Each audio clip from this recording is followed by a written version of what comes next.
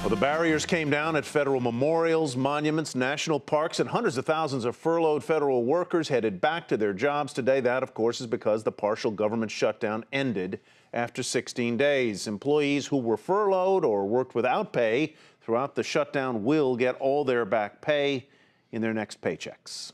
And here's something else that we'll be seeing. Now that the government is open, lots of reports on the economy. Perhaps the most important one is the monthly jobs report. You'll remember that the September jobs report was never released as scheduled on October 4th because of the shutdown.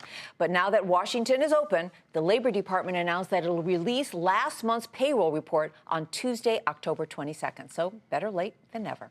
And just hours after signing into law the bill that temporarily ended the budget standoff, the debt limit crisis, President Obama spoke at the White House today, and he took congressional Republicans to task for shutting down the government and bringing the nation, in his words, to the brink of default. The American people are completely fed up with Washington. At a moment when our economic recovery demands more jobs, more momentum, we've got yet another self-inflicted crisis that set our economy back. And just today, J.P. Morgan said the impact of the shutdown and debt ceiling battle will reduce real GDP growth in the current quarter by a half percentage point. Projected economic growth is now forecast to be about 2% in the fourth quarter. The good news, the bank does predict a slightly higher increase in growth in the first quarter of next year.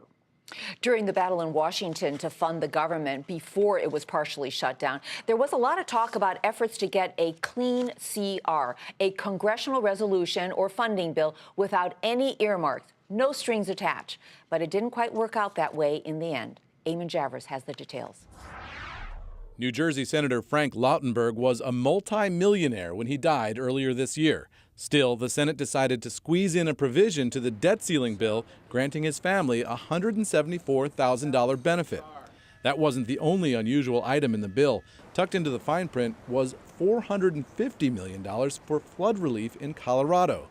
And there was a $2.4 billion grant to the Veterans Administration to help handle a massive claims backlog. But by far, the most controversial provision is one critics are already calling the Kentucky Kickback, a dam project on the Ohio River that benefits Illinois and Kentucky, which just happens to be the home state of Senate Republican leader Mitch McConnell, who negotiated the last-minute deal, although there's been some dispute about who actually tucked the dam provision into the bill. This is just going to feed voter cynicism about the whole process, if that is even possible, to make it even worse. Critics hate these side deals. When it's snuck in something like this, it makes me just cringe. Why do it? It leaves a bad taste in your mouth. But some argue that those special projects dreamed up here in the halls of Congress are actually the grease that makes legislative deal-making possible. And of course, all those people who benefit from the spending, well, they always think it's a good idea. And in the meantime, taxpayers near the Ohio River will have a brand new water project to admire at a cost of up to $2.9 billion. For Nightly Business Report, I'm Eamon Javers in Washington.